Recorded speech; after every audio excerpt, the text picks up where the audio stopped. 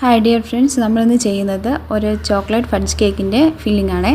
അപ്പോൾ അതെങ്ങനെ ചെയ്തെടുക്കുന്നതെന്ന് നോക്കാം. അപ്പോൾ ഇവിടെ ചോക്ലേറ്റ് സ്പഞ്ചാണ് റെഡിയാക്കിയിട്ടുള്ളത്. അതിനെ 3 ലെയറായിട്ട് കട്ട് ചെയ്ത് അതിലേക്ക് സോക്ക് ചെയ്ത് കൊടുക്കാം. ഞാനിവിടെ സോക്ക് ചെയ്യാനായിട്ട് മിൽക്ക്, ചോക്ലേറ്റ് ഗനേഷ്, കണ്ടൻസ്ഡ് മിൽക്ക് ഇത്രയാണ് ചേർത്തിട്ടുള്ളത്. അതിൻ്റെ ഫില്ലിംഗ് വരുന്നത് വിപ്പിംഗ് ക്രീമിലൂടെ ചോക്ലേറ്റ് ഗനേഷ് റിച്ചായിട്ട് കൊടുത്ത് അതൊന്ന് മിക്സ് ചെയ്തെടുത്ത് കേക്കിൻ്റെ ടോപ്പിൽ അതങ്ങ് കൊടുക്കുന്നു.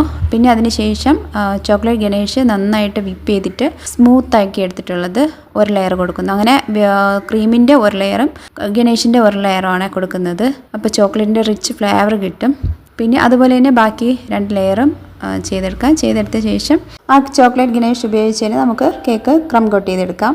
അപ്പോൾ ഈ ഒരു കേക്കിന് ഒരു റിച്ച് ഫ്ലേവർ കൊടുക്കുന്നത് തന്നെ അത് സോക്ക് ചെയ്യാൻ ഉപയോഗിച്ച ആ ഒരു സിറപ്പാണ്. അത് ചോക്ലേറ്റ് മിൽക്ക് ഷേക്കിൻ്റെ ഒരു ടേസ്റ്റാണ് അതിന് വരുന്നത്. പിന്നെ നമ്മൾ കൊടുക്കുന്നതായിട്ടുള്ള ആ ചോക്ലേറ്റ് ഗണേഷാണ്. ഇതാണ് ഞാൻ സെയിൽ ചെയ്യുന്ന ചോക്ലേറ്റ് ഫഡ്ജ് കേക്ക്.